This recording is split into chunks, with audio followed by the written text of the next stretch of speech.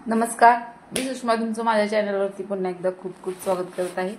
तर ह्याआधी आपण खूपदा बटाटे वड्याची रेसिपी बघितली आहे, बटाटे वडे खाल्लेले आहेत, पण आज आपण थोडासा वेगळ्या पद्धतीने म्हणजे मुंबईचा एकदम स्पेशल उलटा वडापाव कसा बनवायचा ते बघणार आहोत। तर त्याची मी रेसिपी घेऊन आलेली आहे, खूपच साधी सोपी आहे, एकदम झटपट होऊन जाईल। चला तर मग पटकन बघूया तर ही स्पेशल रेसिपी आपण कशी बनवायची आहे ते।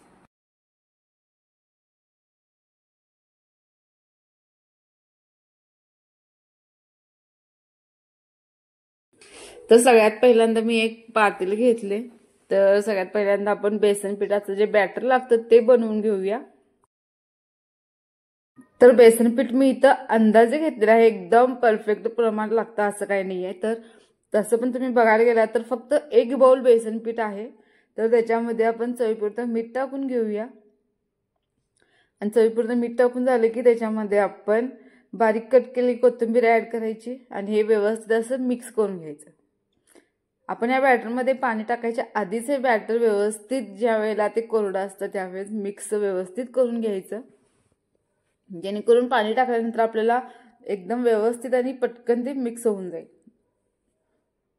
तर आता पाण्याचा वापर आपण थोडा थोडा करत हे मस्त असं बॅटर बनवून घ्यायचं। तर याची तुम्ही कन्सिस्टन्सी बघू शकताय की कशा पद्धतीचं बॅटर तयार केलेलं आहे। खूप जास्त पातळ किंवा खूप जास्त असं घट्टसर अजिबात बनवायचं नाही। तर तुम्ही बघू शकताय आणि पाण्याचा वापर करताना एकदम कमी पाणी वापरायचं, जसं लागेल तसं पाणी याच्यामध्ये ऍड करायचं। तर या पद्धतीने मस्त असं हे बॅटर आता तयार झालेलं आहे, हे आता आपण साईडला ठेवून देऊया। त्यानंतर मी एक बाउल घेतलेला आहे। तर हा एक बाउल घेतलेला आहे। तर बाउलमध्ये आपण उकडलेला बटाटा आणि थोडेसे मटार घेतलेले आहेत, ते पण आपण बटाट्यासोबतच शिजवून घेतलेले आहेत। ते आता आपण या बाउलमध्ये काढून घेऊया। तर उकडलेला बटाटा 3 ते 4 बटाटे घेतलेले आहेत आणि अर्धी वाटी हे मटार घेतलेले आहेत। तर हे दोन्ही छान शिजवून घेतलेले आहेत। त्यानंतर आपण याच्यामध्ये ऍड करूया हळद।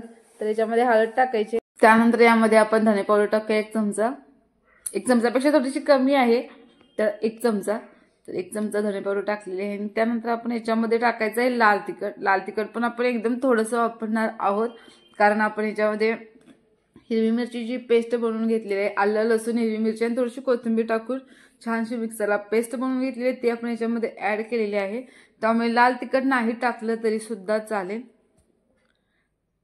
तर हे छानसं टाकून झालेलं आहे। त्यानंतर चवीपुरतं मीठ टाकून घेऊया आपण याच्यात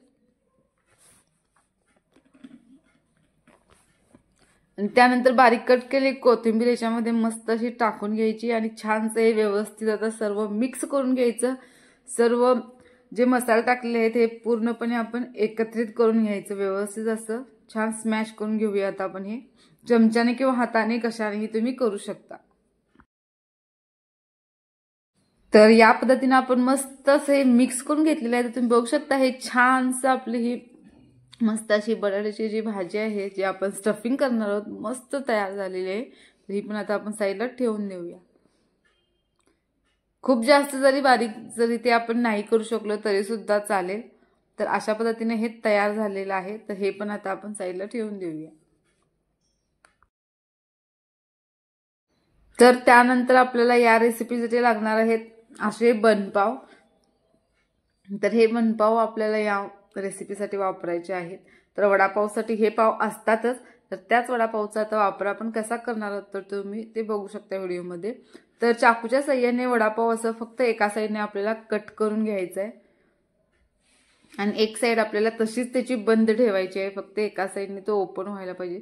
तर व्हिडिओत बघत असाल या पद्धतीने आपण हे वडापाव कट करून घेणार आहोत।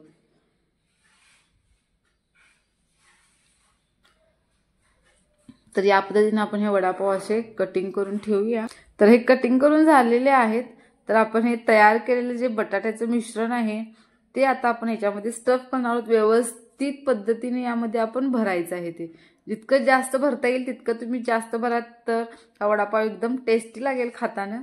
तर हे व्यवस्थित असं चमच्याच्या साहाय्याने व्यवस्थित भरून घ्यायचं याच्यामध्ये। तर तुम्ही बघू शकताय छान असं मस्तपैकी ते सारण आपण याच्यामध्ये भरलेलं आहे।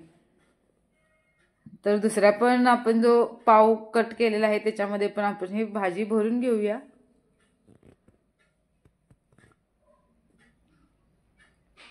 तर व्यवस्थित असं भरून घ्यायचं। तर छानसं भरून झालेलं आहे। त्यानंतर थोडंसं प्रेस केलेलं आहे आणि मस्त असं आपलं हा पण पाव छान भरून झालेला आहे। आता त्यानंतर जे आपण तयार केलेलं बेसन पिठाचं जे बॅटर आहे तर ते घ्यायचं आणि त्याच्यामध्ये हा वडापाव डीप करून घ्यायचा। तर व्यवस्थित तुम्हाला जमेल तसा हा वडापाव मस्त असं त्या पिठामध्ये डीप करून घ्या। अशा पद्धतीने तुम्ही व्हिडिओत बघत असाल। तर यासाठी आपल्याला ते खूप जास्त पातळसर किंवा एकदम घट्टसर असं अजिबात बनवायचं नाहीये। तर इकडे गॅसवरती तेल गरम करायला ठेवायचं आणि त्यानंतर आपलं मस्त असं तेल गरम झालं की त्याच्यामध्ये आता हे तळून घ्यायचं। तर दोन्ही साईडने व्यवस्थित असं बारीक गॅस करून मस्त असं हे तळून घेऊया।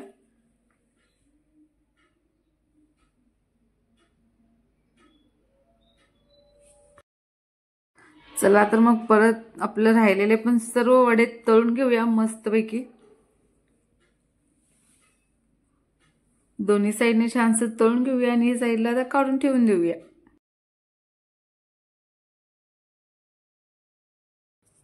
चला तर मग आपली आता ही छानशी रेसिपी तयार झाली आहे।